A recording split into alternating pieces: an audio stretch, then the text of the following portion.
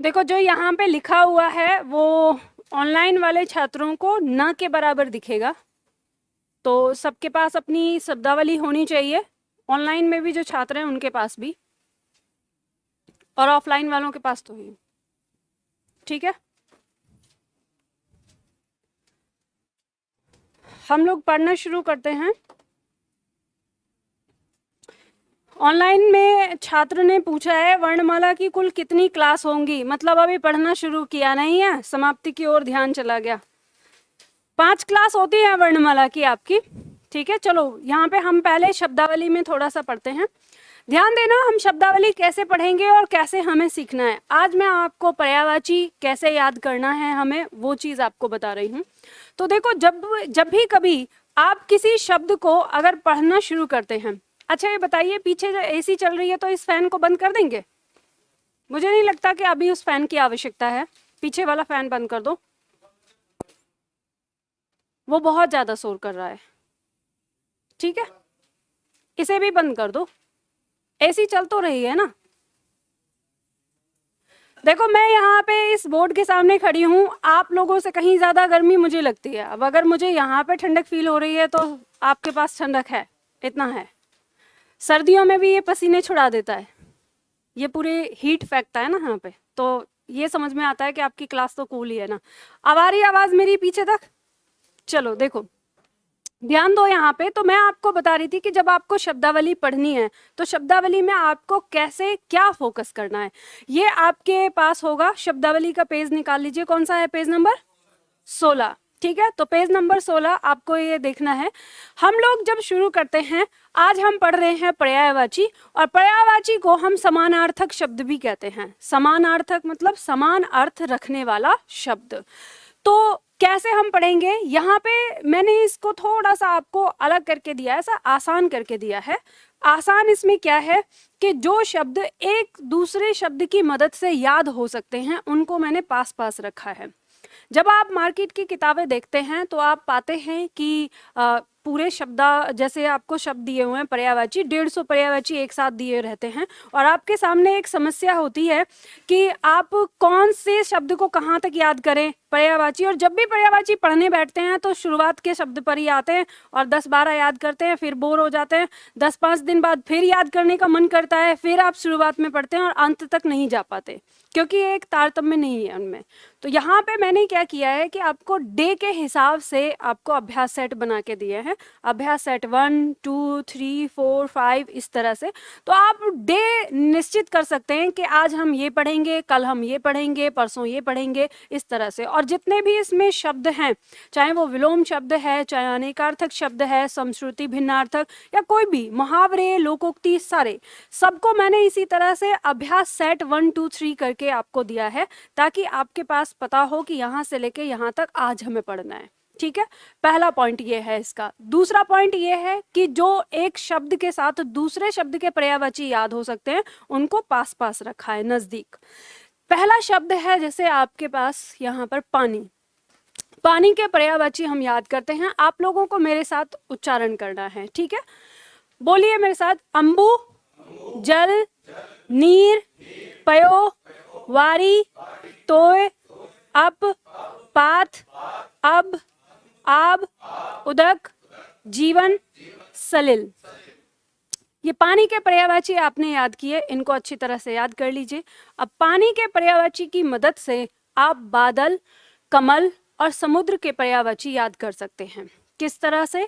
जैसे बादल का हम देखेंगे, बोलिए, अम्बुद, जलद, नीरद, पयोद, वारिद, तोयद, अम्बुधर, धाराधर, जलधर, वारीधर, मेघ, अब्र, घन। देखो याद रखो, पर्यायवाची अगर हम बादल का बना रहे हैं तो बादल का जो इसमें पानी के जो पर्यायवाची हैं उसमें हम द और धर को अगर जोड़ देते हैं तो बादल का पर्यायवाची बन जाता है। जैसे हमने अंबु में द जोड़ दिया, जल में द जोड़ दिया, नीर में द जोड़ दिया। ठीक है, इस द और धर का अर्थ होता है को धारण करने वाला। जो पानी को धारण करने वाला है वो क्या है? बादल। बादल के अंदर पानी रहता है, ठीक है, तो पानी को धारण करने वाला बादल। अब आपकी परीक्षा में भी इसी से मिलते जुलते ही आते हैं प्रश्न। जब आप प्रीवियस क्वेश्चन पेपर देखेंगे तो आपको पता चलेगा कि जो आपके इसमें ट्रिक होके याद हो सकते हैं वैसे ही प्रश्न भी होते हैं कि आप ट्रिक से कर सकते हैं उन्हें। दूसरा शब्द कमल, अंबुज, जलज, नीरज, पयोज, वारिज, तोयज, अब्ज, पंकज, अरविंद, इंदिवर, उत्पल, ताम्रस, नलिन, पुष्कर, राजीव, सतपत्र, सरसिज, सरोज, सरोरु। अब ध्यान दीजिएगा, ये अरविंद के बाद आपका इवन पंकज के बाद, पंक माने कीचड़ होता है, ठीक है, और फिर जा आता है, तो इसके बाद जो आपके शब्द दिए हैं ये आपको याद रखने होंगे, इंपॉर्टेंट हैं।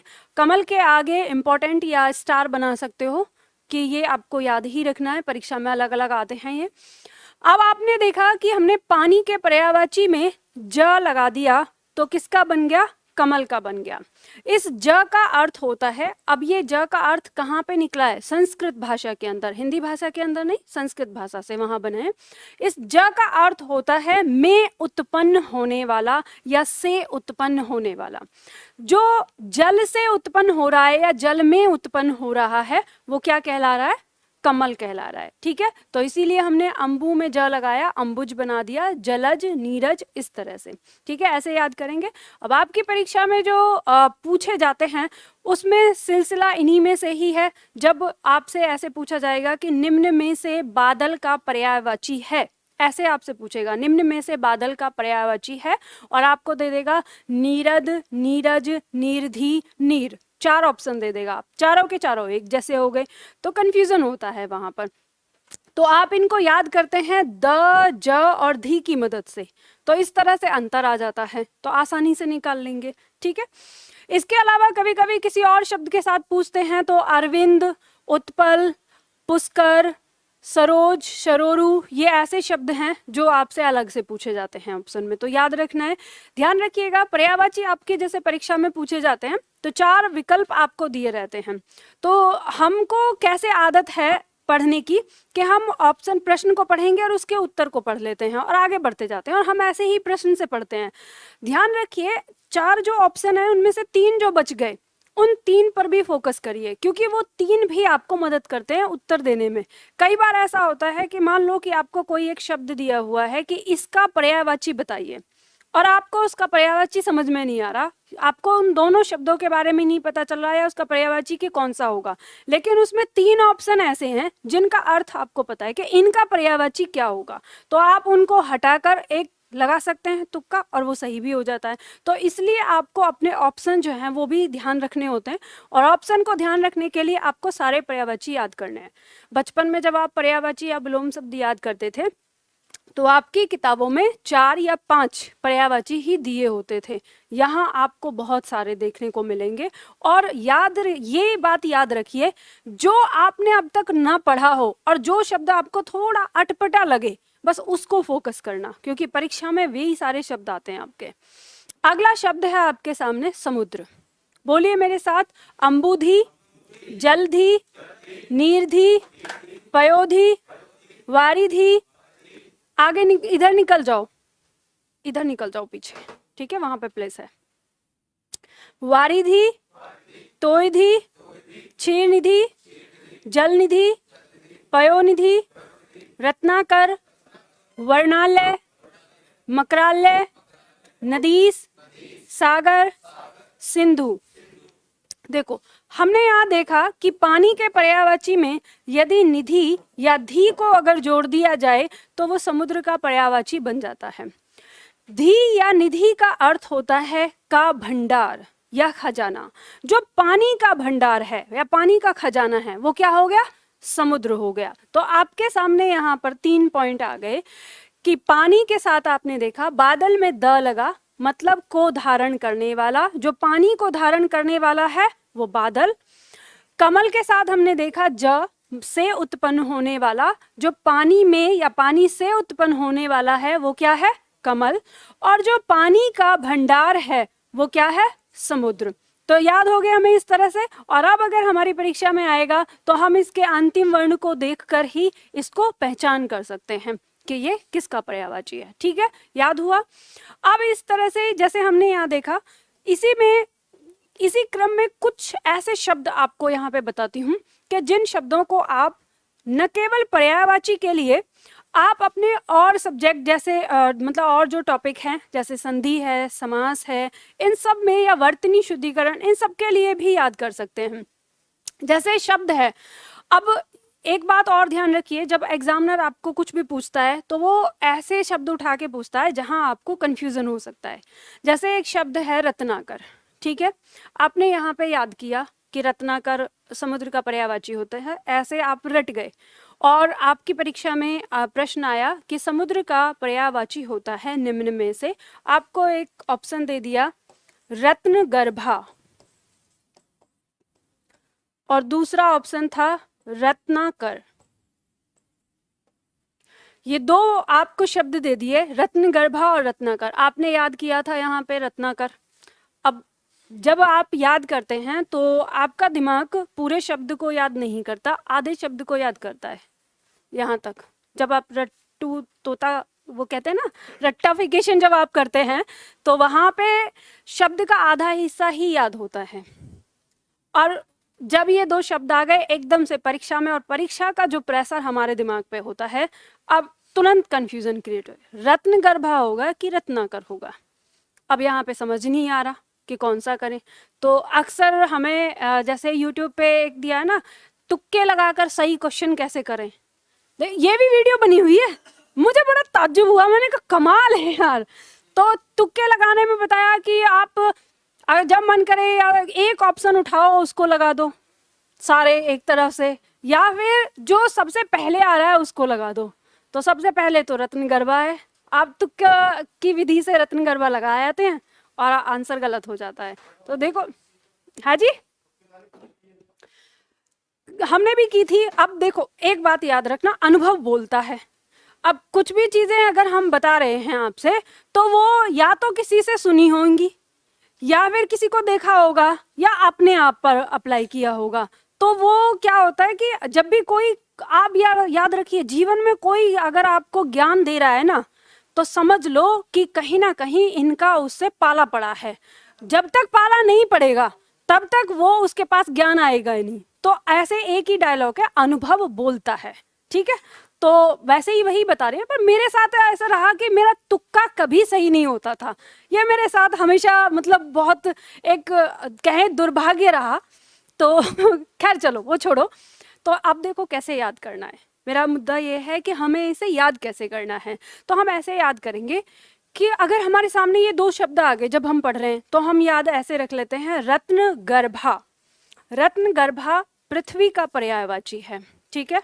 और रत्नाकर ये किसका, समुद्र का पर्यायवाची है। तो हम इसको ऐसे रिलेट करेंगे जिस समय पढ़ रहे हैं कि रत्नों को बनाने वाला जो है वो कौन है, समुद्र है। या रत्न किस में बनते हैं, समुद्र में बनते हैं। जैसे हम कहते हैं कि मोती कैसे बनता है, सीप जो होता है। अब कहानी किस्सों पे जाएं तो कि सीप के मुंह में एक पानी की बूंद जो गिरती है बारिश की, उससे मोती बन जाता है। या जो भी होता हो, हम इसी कहानी को आधार बना के मानेंगे कि रत्न कहाँ बन गया है, समुद्र में बन गया है। तो इसका मतलब रत्नाकर हम किसको कहेंगे, समुद्र को कहेंगे।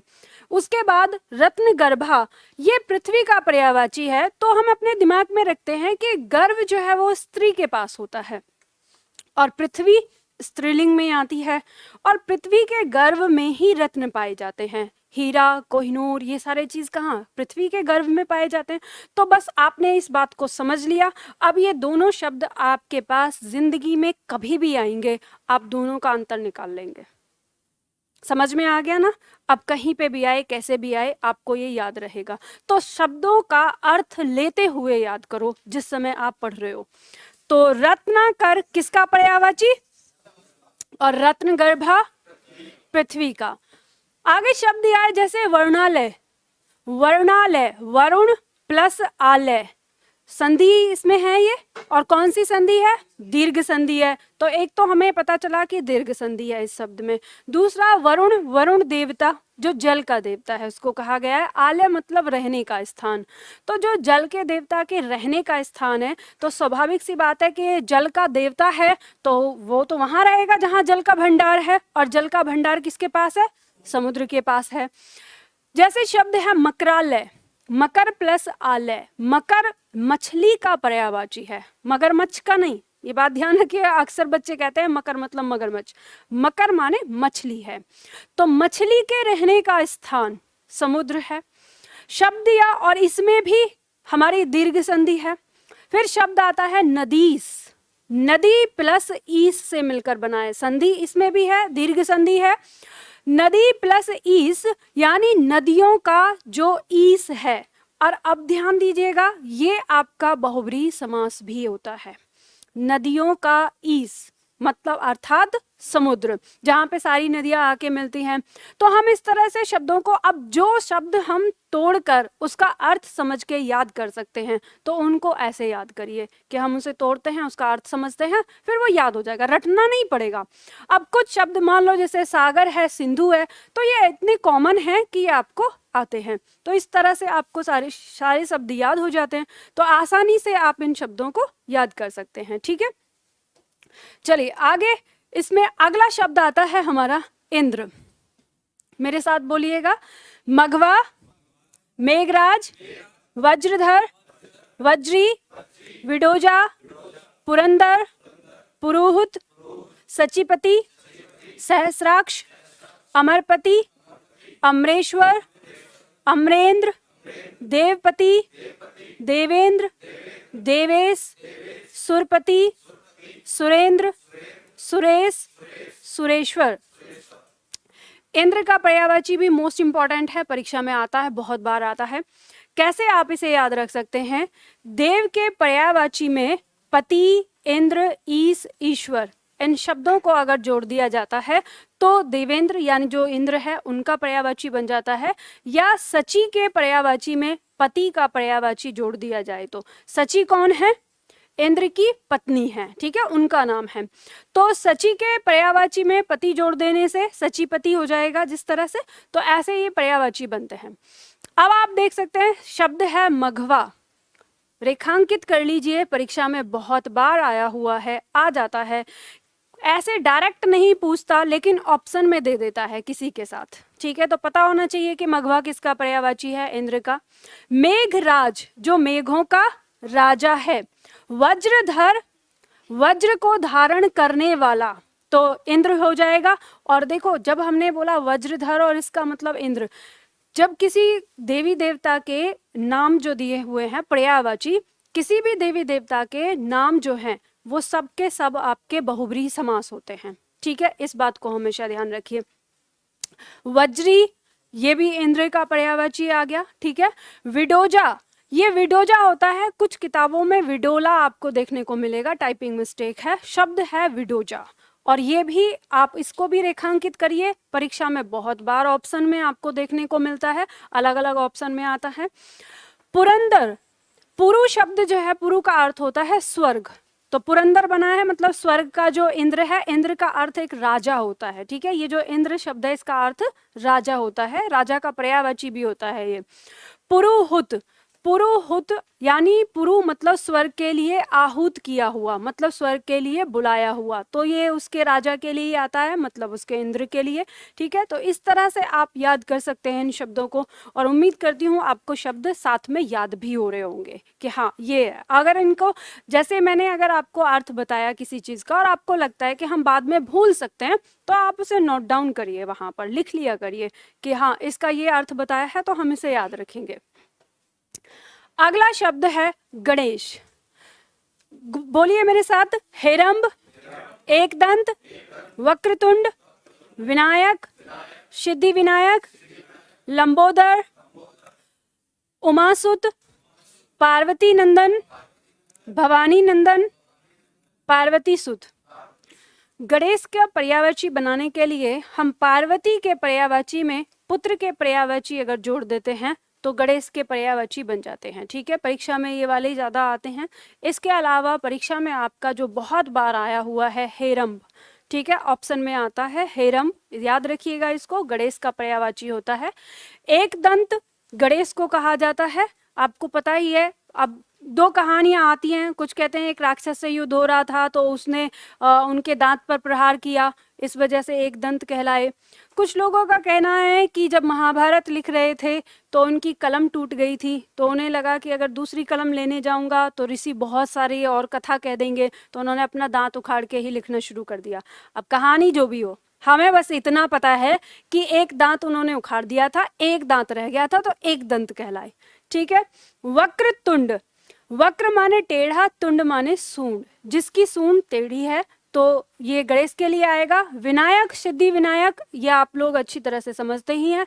लंबोदर, इसमें भी आपका समास है, कर्मधारय समास है, बहुब्रीहि समास है, लंबा है उदर जिसका। ठीक है, तो इस तरह से आप इसे याद कर सकते हैं। तो आज आप लोगों ने जो पर्यायवाची याद किए, गणेश, इंद्र, समुद्र, कमल, बादल और पानी। ठीक है, इस तरह से इनको याद करिएगा, यह आपकी शब्दावली है। हम लोग शुरू करते हैं अपनी क्लास।